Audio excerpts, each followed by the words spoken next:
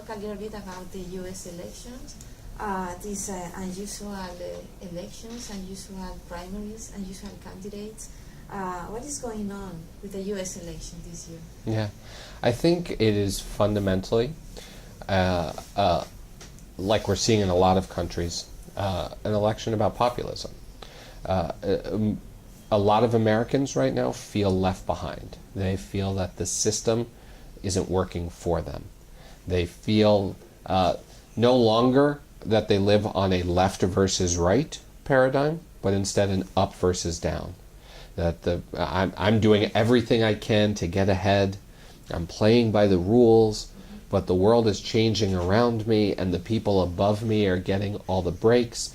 The people below me are getting all the handouts. No one's looking out for me. Who is going to just provide an even playing field so that I have a shot at opportunity? I think that's the fundamental driver of the election this year. And Donald Trump saw that very early on and started speaking to that, while the rest of his Republican opponents were having the old arguments that were less relevant today. And I think that's why he was one of the main reasons why he was able to be successful in the Republican primary. So now you have a general election between Donald Trump and Hillary Clinton, where that's going to be the fundamental argument. I think Hillary Clinton enters a very strong favorite, because as she's answering that question, she's able to speak to a greater number of people. Whereas Donald Trump is speaking to a very small group of people. It was enough to get him the party nomination, but a general election, you need to broaden that and bring more groups into the coalition. And the same groups he needs to attract, he's offending on a daily basis. And so it gives Hillary Clinton a tremendous opportunity. But he still has some potential to gain traction. November 2016, they are going to have a very tough campaign, a very dirty campaign, maybe. And there are two key points, I think. One is money, and the other one is organization. Yeah. Where's Trump and where's Clinton? Yeah. On these two key issues, Hillary has a decisive advantage.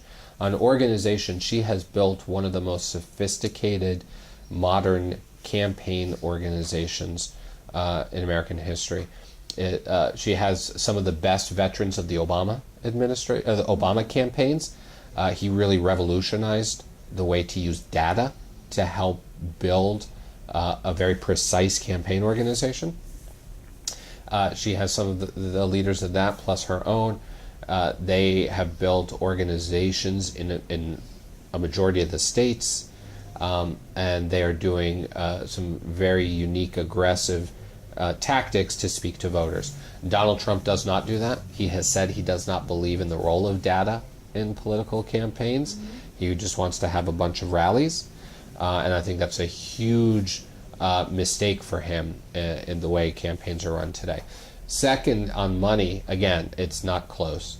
Donald Trump funded out of his own pocket his primary campaign and spent a fraction of what his opponents did.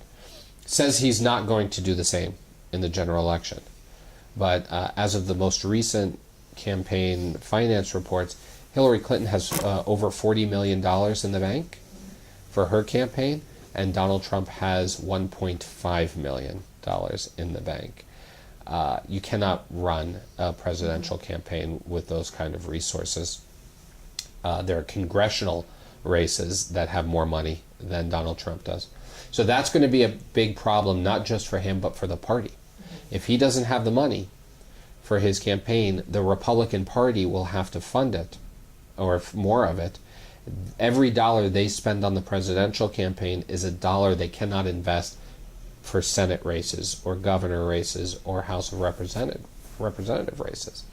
A $42 million to $1.5 million disparity could prove to have catastrophic results for the Republican Party up and down the ticket. And about the gender issue, do you think that the gender is going to be an important issue in the campaign? Yeah. And another question regarding the gender, You said that in the 2008 campaign, even if Hillary, it happened to be a woman, he wasn't running as a woman. Today is totally different. She's running as a woman. Yeah. Why? In 2008, she did not focus on her gender, and until the very, very end. And when she gave her famous speech conceding the primary and endorsing Barack Obama, she said at the time she received about 18 million votes in that primary season. She said, "We have put 18 million cracks in the glass ceiling." Today she is embracing the issue a little bit more of her gender and talking about the historic nature of the fact that America has never had a woman president. And I think that's helping her in a lot of ways. She has now shattered one of those glass ceilings. She has one more to go. I think for a lot of women that is historic and something to rally around. Not all women. A lot of younger women are not responding. There seems to be a generational divide. If you're over a certain age, you're embracing the historic nature. If you're below a certain age, it's almost as if it's a given. Of course there will be a woman president someday. It doesn't necessarily have to be her. So that has been a bit of a struggle for her, but generally I think it is helping her, especially when you put it in the context of the issues that are facing women today, when it comes to the economy, where there's a wage gap in gender, or reproductive health issues. And when remembering that every election is a choice. The other choice is a person who has said very misogynistic things, said very sexist things about women, has spoken of women very disparagingly over the years. I think you're seeing support amongst women consolidate behind Hillary, and voter turnout rising. Women are already a majority of the electorate. The higher the number is, the better it will be for her. And the last question is about American leadership in the world. How do you see the U.S. under President Trump or President Hillary Clinton? I think the last 8 years have been good for America abroad.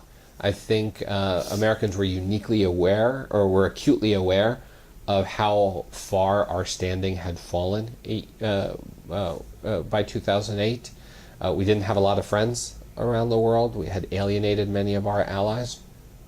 And so I think Barack Obama, with the leadership of Hillary Clinton as our Secretary of State, really made it an effort to, really made re-engagement a priority. Reestablishing close ties with our allies, not recruiting new enemies, trying to, seeing a real rise in multilateralism, bringing the world together with America as leader. And I think that has worked. Our relationship, we're not loved everywhere, but I do think people appreciate the relationship with the United States more today than they did 8 years ago. I think Hillary Clinton would continue to focus on that. Donald Trump, it's hard to tell. There doesn't appear to be a guiding principle in his foreign policy. It appears he would take us back to more of a unilateral, to the days of unilateralism over multilateralism, that his primary focus is not the strength of our alliances, but he doesn't want America to necessarily be loved, but wants America to be feared and respected, and to have the world fall in line behind America, as opposed to America helping to lead the world in a true multilateral way. That should raise a lot of red flags for many people, but it's also hard to tell because he's been sort of all over the place. There is no real guiding principle, and I think that's dangerous at a time when the world is incredibly complex. I'm not sure he fully understands the ramifications of the age that we live in. Okay, thank you very much. Thank you. Thank you.